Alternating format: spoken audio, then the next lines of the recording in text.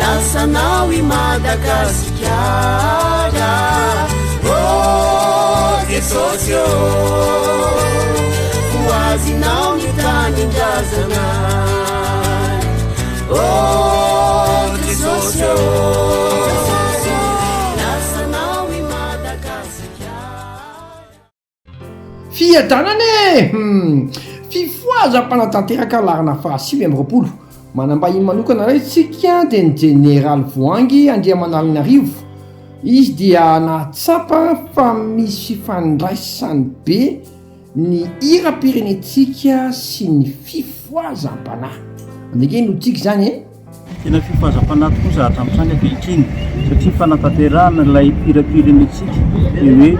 ny fitahiana eto amin'ny firenena tsy misy afa-ts'Andriamanitra dia nestrofa mira-pirenena izay milaza hoe hitanindrazanay malala ho irinay ny hitahinanao ka ilay nahazo tontolo izao fotsy izay no satanay mijoroa firenena Jesosy mpanjakatsika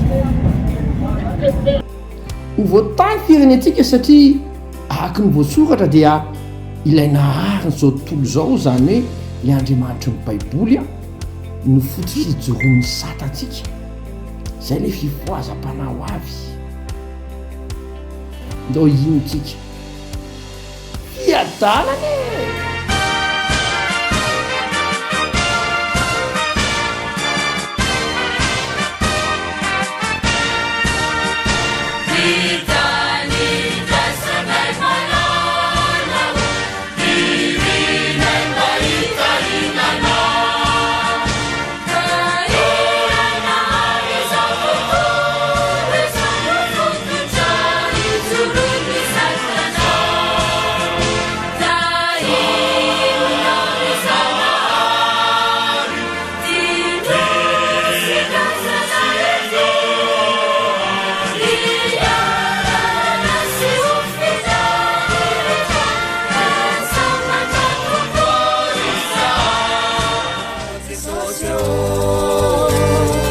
Lasanao I Madagasikara